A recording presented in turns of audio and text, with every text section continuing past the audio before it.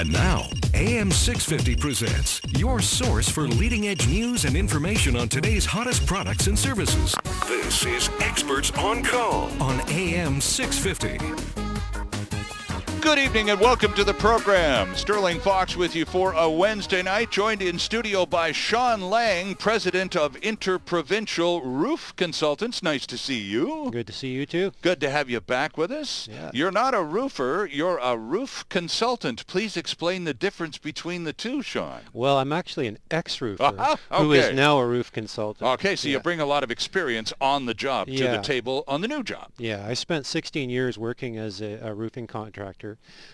Foreman on a lot of crews and installing a lot of roof systems. And then when I wanted to move up in the industry and try and find something a little more intellectually stimulating, I got into roof consulting and inspecting, which is sort of the other side of our business, where you have the guys that actually install the roof systems, and then you have the inspectors who come in and check to make sure that the work they're doing is proper, right, and to the specifications, and that the client is actually getting what they're paying for. Right. And that's what we do at Inter-Provincial. We do full service consulting to clients who own buildings and basically don't know much about roofing, and they want somebody in their end of the ring where they can actually work for them to check on the roof system for them. Is it a pretty safe statement to make that aside from specialists, most of us don't know much about roofs and roofing? Yeah, it's pretty safe. Nobody really, there's a lot of people that don't even acknowledge that there is a roof on the building sometimes, or at least it seems that way. It's out of sight, out of mind in a lot of cases. People don't think about it. They think about their walls because they see them all the time, and the flooring because you're walking on it or tripping over buckles in the carpet. But the roof you don't think about until it actually starts to leak, and then it's the only thing you think about. Exactly. Well, let me, a little quote here, if you don't mind. Sure. Your tax dollars in action, and mine too, Sean. This from the BC Homeowner Protection Office over there in Victoria. It's all about maintaining your roof. And they say many people, as you just did, don't think about their roof until a leak appears. However, like other parts of your home or building, the roof requires ongoing maintenance to prevent leaks, to identify minor problems before they become major, costly problems, and to maximize the amount of time before you need to replace the roof. This goes, and it goes on and on to talk about symptoms and all of that sort of thing, but they're basically saying what you just said over there at the Homeowner Protection Office. Most homeowners don't really think much, if anything at all, about the roof over their homes. Yeah, well, they you know, on a sloped roof, for instance, on a house, the homeowner will look at it and you know, remark about how pretty it looks or how it makes the building look good and everything like that, but they don't realize the function that it's providing. I mean, obviously they do. It's covering the building, but it's an integral part of the building. There's a lot of working components to a roof system that it's not as simple as simply putting shingles on a building and that's it. You put a couple nails in each shingle and you do that a million times and you've got a roof. Right. You've actually got to interface everything with the walls of the building or the chimney of the building or the skylights of the building, the plumbing breathers and the air vents. You know, and the ventilation of the building actually has to be performing well as well to make sure that the roof system is going to be able to last a long time and provide the service that it's intended to provide. Right. So you know, there's key factors to a roof system that people aren't really considering, and through no fault of their own. It's not something that you want to pay attention to. It's like the inner workings of an engine. Nobody really cares until it stops working. Until you're the stall on the Burrard Street Bridge. Exactly. Yeah. And then you go to the mechanic, and he's the professional you're dealing with at that time. Sure. Right? So the roof system's functions are not something that a person really wants to crowd your mind with. I mean, you can only hold so much information in your brain, right? So we focus on the roof system. That's our main focus. Sean, at Inter-Provincial Roof Consultants, how much of your work is divided between the single-family home with the sloped roof that you were just talking about, and larger buildings, condominiums and stratas, that sort of thing? I'd say most of our business, approximately 90%, is the larger projects. Okay. Stratas are a large part of that 90%. The other part would be industrial buildings. I was just going to say, I didn't even mention or include commercial buildings, Yeah, did commercial buildings are huge, too. I mean, we tend to deal with the larger projects, although we do take on the residential projects projects as well. Right. But they're not a very large part of our business. Okay, but let's just start with the homeowner, a single-family home in the burbs, built, say, 20, 30 years ago, and probably hasn't had a lot of time or attention paid to the roof since it was built. So when someone calls you up from, your office is in Cloverdale. That's right. So let's just say it's a housing development close by in Cloverdale, and there are lots of those. Yeah. They call you up and say, hey, we just bought this house. We just moved in a couple of months ago. We'd like you to come by and have a look at the roof because, well, we bought the place and didn't even think about the roof until after we moved in. Yeah. Will you come by and have a look? Do you do that sort of work? We do, yeah. And I know from personal experience, when I bought a house a few years ago, I had a building inspector come by and do the due diligence building inspection on the house. Do they do roofs too? Well, that was the funny part, because I didn't tell him who I was or what I do. So he came out and he looked at the building and he tested all the plugs and the plumbing and all that, and then he stepped back from the house and he looked at the roof and he said, well, yeah, your roof looks good too. And I said, really? I said, how do you know that? And he says, well, I can tell by looking at it. It looks pretty good. You should get quite a few years out of it. I said, well, are you not going to go on the roof? And he said, well, no, generally I don't. It's not safe to. And so I said, well, let's go on the roof because I'm a roof inspector and I'd like to get your opinion of it. Okay. So we went up on the roof and I ended up showing him a whole bunch of things to look for on a roof system. And he ended up putting them in the report, which was pretty funny. But it just goes to show, and it showed me, that a lot of these guys are general, which is good. I mean, they give you a general impression of the building that you're looking at, but they're not really focusing on this one component. And because they're not trained in the safety aspects of accessing a roof system. Well, I was just going to say, so the guy wasn't particularly interested in going up, and this is a building inspector. Yeah. He wasn't too keen on climbing up on top of the roof to have a good close-up look because he thought it was unsafe. Well, it's not, And I don't blame him for thinking that. I'm not real big on climbing and crawling around roofs either. I find them quite scary. If you're not used to working on a slope or being on a slope, it can be very risky. But if the guy's a building contractor, Sean, a building inspector selling his services as an authority, and I'm gonna check this out and do due diligence before you drop $500,000 or a lot more on this piece of property, then maybe they should climb up on that roof. Well, what I would recommend is that they subcontract the work to a company like ours. Okay. I mean, if it's does that happen? Not on a single-family home, but Okay. it does happen on the larger complexes where, or with the commercial buildings, we get property managers or real estate companies that will call up and ask us to do a due diligence report for the prospective new owner. Okay, sure. And that's exactly what we do. Is we go out and we look at the roof and we walk the roof and we check all the detailing, all the areas we know might fail.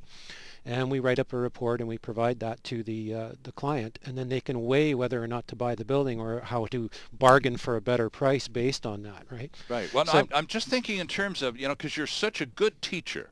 It's so much fun to sit down and have a conversation with you because every time I do, I learn a lot. And one of the things that I've already, this is a take-home from this conversation this early into it, Sean, if you're going to spend the kind of ridiculous dollars that are being asked around Vancouver and area for a single-family home, obviously you're going to have a building inspector go out and have a good long look at it. But if you're that homeowner or prospective homeowner, you need to know the status of the roof as well as the electricity and the drains, because that could end up being a really costly add-on, couldn't it? Oh, absolutely.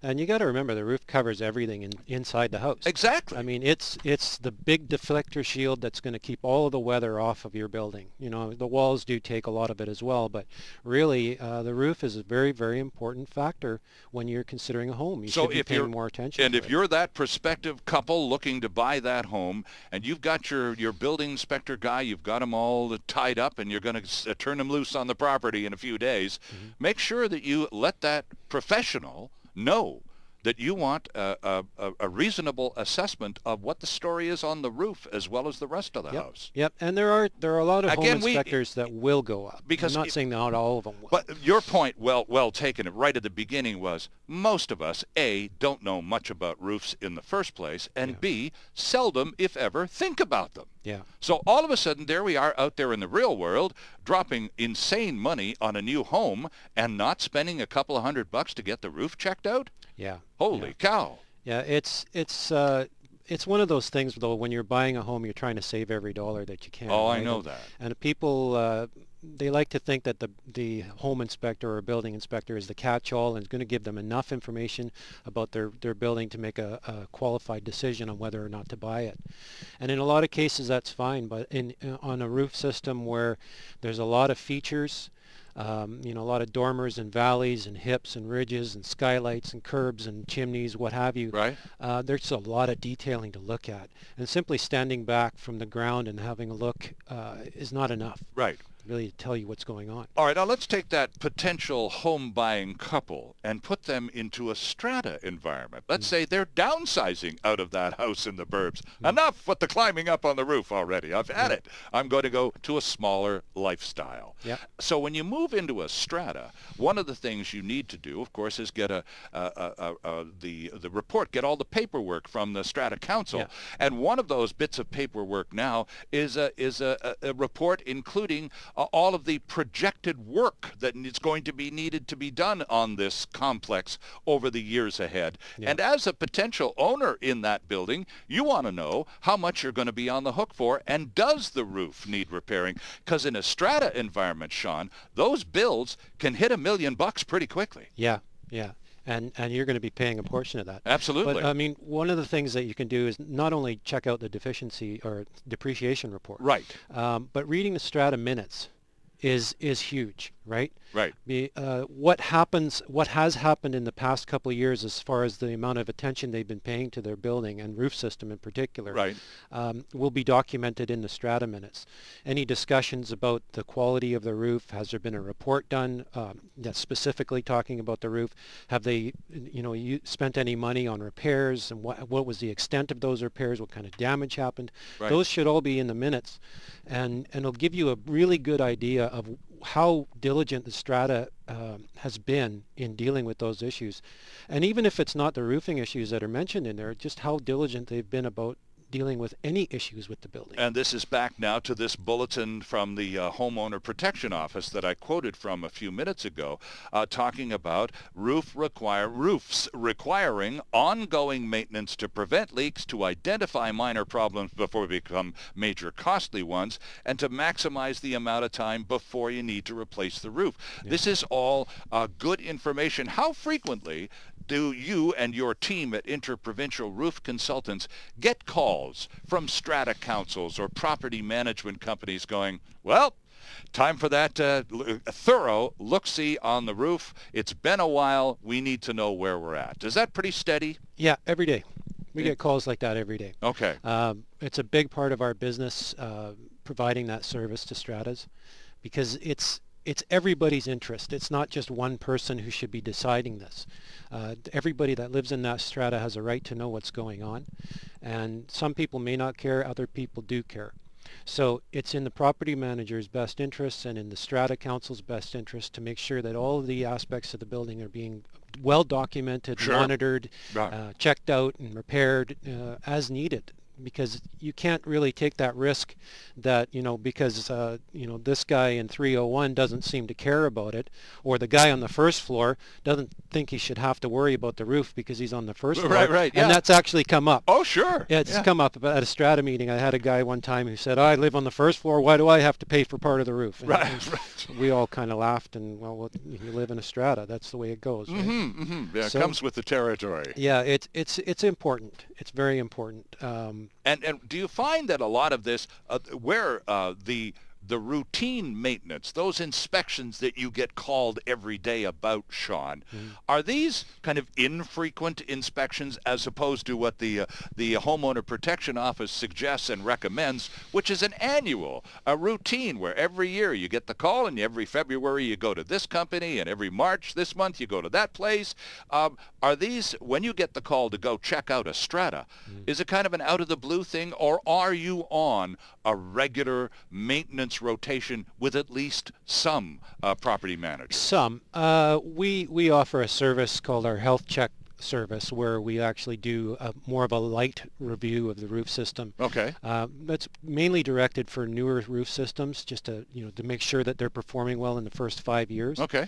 On the older roof systems, we do the more heavy full condition reports, which are more intense looks at the roof system because there's going to be more failure going on. Yeah, we'll talk about those in a minute because that brings in the whole matter of ventilation that you've already talked about. Yeah, I wanted to talk about that I want a to little come bit back more. to that because, again, there's something I stand to learn here. Yeah.